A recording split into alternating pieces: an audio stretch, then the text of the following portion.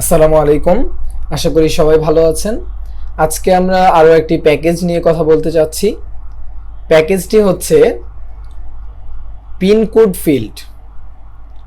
আমরা যদি এই যে এখানে দেখি, এটা হচ্ছে পিনকোড ফিল্ড একটা প্যাকেজ।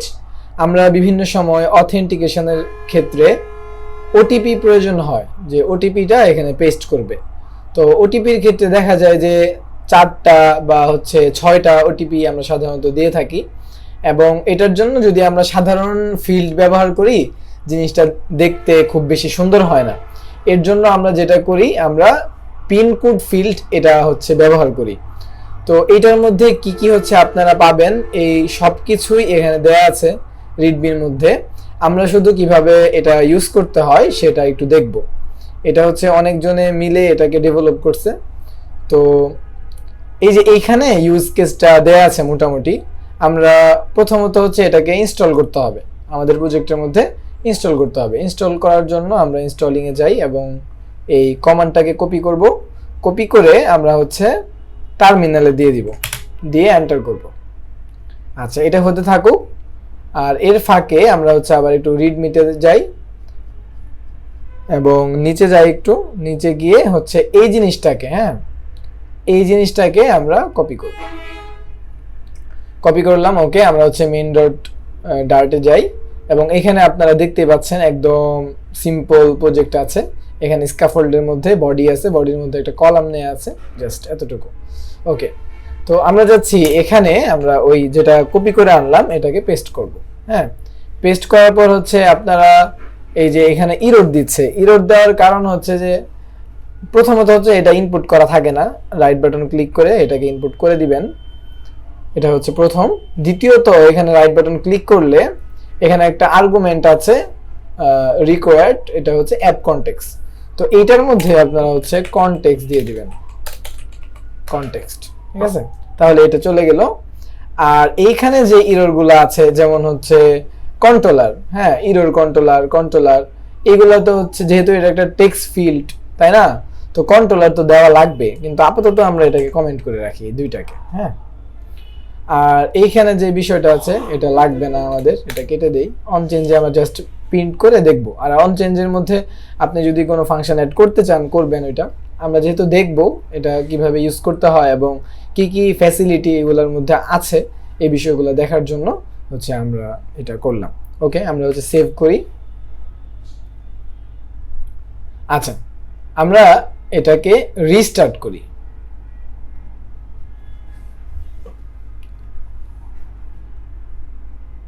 এবং রিস্টার্ট করি।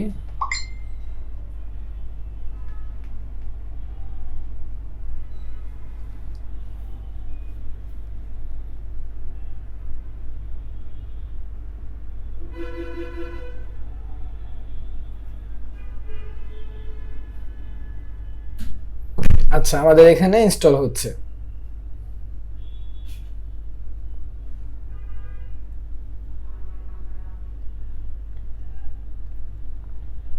আচ্ছা, ইনস্টল হয়ে গেছে এবং আমরা এখানে আমাদের প্রজেক্টে দেখতে পাচ্ছি। তো প্রথমত আমরা এখানে মোটামুটি সবকিছুই কাস্টমাইজ করতে পারবো। প্রথমত আমরা যেটা করব, এটা হচ্ছে এখানে এটাকে একটু নিচে নামানো দরকার দেখার সুবিধার্থে। আমরা 150 দিলাম, একটু নিচে নামছে। ওকে, এবার হচ্ছে আমরা এটার যদি একটু প্যাডিং অ্যাড করি তাহলে ভালো লাগবে। আমি এটা শুরুতেই প্যাডিং অ্যাড করে দিলাম। দুই সাইডে একটু প্যাডিং চলে আসছে। আর এটাকে যদি আমরা চাই সিমেট্রিক্যাল করে দিব, সিমেট্রিক হরিজন্টাল 16। ওকে, তো এবার ভালো লাগছে। এবং আপনারা দেখতে পাচ্ছেন যে এইটার নিচে হালকা একটা ব্যাকগ্রাউন্ড কালার চলে আসছে। আমি যদি একটু জুম করে দেখাই আপনাদেরকে, এই যে নিচে একটা ব্লু কালার, হালকা ব্লু কালার একটা ব্যাকগ্রাউন্ড দেখতে পাচ্ছি। এই ব্যাকগ্রাউন্ডটা তো আমাদের দরকার নেই, তো আমরা চাইলে এটাকে কেটে দিতে পারবো। এটা হচ্ছে যে এখানে ব্যাকগ্রাউন্ড কালার। আমরা চাইলে এখানে যদি আমরা কালার্স ডট ট্রান্সপারেন্ট দিয়ে দেই তাহলেই চলে গেল। ওকে, তো আমরা একটা একটা করে দেখি এখানে আমরা কি কি পরিবর্তন করতে পারবো। প্রথমত হচ্ছে এটার একটা লেন্থ দিতে হয়, যে এটা কয়টা হবে, 6টা হবে নাকি 4টা হবে। আমরা যদি এখানে 4 করে দেই এবং যদি রিস্টার্ট করি, এই যে এখানে কিন্তু 4টা চলে আসছে। আর ভিতরের যে ফাঁকাটা এটা হচ্ছে মূলত হচ্ছে যে সে যতটুকু জায়গা পায় ততটুকু ফাঁকা নিয়ে নেয়। এখন কথা হচ্ছে যে আপনি যদি চান যে এটাকে রাখবেন একদম কাছাকাছি রাখবেন, একটু করে ফাঁকা রাখবেন, এটা কিভাবে করতে পারবেন? এটা করার জন্য একটা ওয়ে আছে, সেটা হচ্ছে এখানে একটা অ্যালাইনমেন্ট আছে, হ্যাঁ, মেইন অ্যাক্সেস অ্যালাইনমেন্ট। এই যে এটা main access alignment dot space between দেওয়া থাকে। আপনি যদি সেন্টার দেন তাহলে কিন্তু এই জিনিসগুলা একদম লেগে গেছে, হ্যাঁ। তো একদম যেহেতু লেগে গেছে, আপনি চাইলে এখানে আরেকটা কাজ করতে পারেন, মার্জিনের অপশনটা এখানে নেই। তো আমরা চাইলে এটাকে আরেকভাবে করতে পারি, সেটা হচ্ছে আমরা এখানে সেন্টার না দিয়ে আমরা হচ্ছে স্পেস অ্যারাউন্ড বা ইভেনলি দিতে পারি, হ্যাঁ, তাহলে অটোমেটিক্যালি এখানে ফাঁকাটা হয়ে যাবে। ওকে, তাহলে এখানে ফাঁকাটা হয়ে গেছে এবং হচ্ছে আমরা লেন্থ 4 দিলাম। আর এখানে আপনার আরেকটা জিনিস করতে পারবেন, যেমন আমরা যদি এখন কোনো একটা কিছু লিখি তাহলে লেখাটা কিন্তু স্পষ্ট দেখা যাচ্ছে। আপনি যদি চান যে আপনি এটাকে সিকিউর করবেন তাহলে অবসিকিউর টেক্সট যেটা আছে এটাকে হচ্ছে ট্রু করতে হবে। ট্রু করে দিলাম এবং এই যে এখন যদি আমরা দেখি এটা কিন্তু সিকিউর হয়ে গেছে। ওকে, আমরা আপাতত ফলস রাখছি। এবং এখানে আপনারা যদি খেয়াল করেন একটা অ্যানিমেশন দেখতে পাচ্ছেন, এখানে একটা অ্যানিমেশন হয়, এই যে অ্যানিমেশন মানে এক ফিল্ড থেকে আরেক ফিল্ডে যাওয়ার সময়। তো এই অ্যানিমেশনটাকে আপনারা এখান থেকে চেঞ্জ করতে পারবেন। যেমন এখানে স্লাইড আছে, ডট স্লাইড, স্কেল আছে, স্লাইড একটা ছিল, স্লাইড আছে। তো স্লাইড যদি আমরা দেই এবং এখানে যদি কোনো কিছু লিখি তাহলে এইভাবে আসছে জিনিসটা, হ্যাঁ। তো আপনার যেটা ভালো লাগে আপনি ওটা এখানে ইউজ করতে পারেন। এরপর এখানে আছে থিম, পিন থিম আর কি। তো এখানে আপনার বর্তমানে আমরা যেটা দেখতে পাচ্ছি এটা হচ্ছে একটা শেপ আছে, বক্সি শেপ। তো আপনি চাইলে এখানে সার্কেল ইউজ করতে পারবেন, যে আপনি গুলগুল চান। আর এখানে যদি পরিবর্তন করেন তাহলে এখানে একটা ইরর আসবে, এটা সিম্পল ইরর, আপনি চাইলে জাস্ট একটা রিস্টার্ট দিলেই এখানে ঠিক হয়ে যাবে। এই যে ঠিক হয়ে গেছে এবং এইখানে আপনি হচ্ছে লিখতে পারবেন সার্কেল। আবার এখানে হচ্ছে আন্ডারলাইন নামে হচ্ছে একটা আছে, একটা শেপ আছে। এটা যদি আপনি দিয়ে দেন তাহলে এই যে এরকম আন্ডারলাইন দেখা যাবে, শুধু নিচে একটা দাগ দেখা যাবে। আর এই যে কালারগুলো আছে এখানে কালারটা দেখতে পাচ্ছেন, এই কালারগুলোকে আপনি হচ্ছে হাইড করে দিতে পারবেন। যেমন হচ্ছে আমরা যদি এখানে আসি এবং এখানে যদি আমরা সার্চ করি যে কালারগুলো কি হবে, কালারগুলো আমরা হয়তো এখান থেকে পাবো। যে অ্যাক্টিভ ফিল কালার হচ্ছে হোয়াইট, এরপর হচ্ছে অ্যাক্টিভ কালার কি, অ্যাক্টিভ কালার হচ্ছে কালার্স ডট, যদি আমরা অ্যাম্বার দেই, আচ্ছা অ্যাম্বার দিলে এখানে শুধু এই যে নিচের কালার যেটা আন্ডারলাইনের কালার এটা চেঞ্জ হচ্ছে অ্যাক্টিভ কালারের ক্ষেত্রে।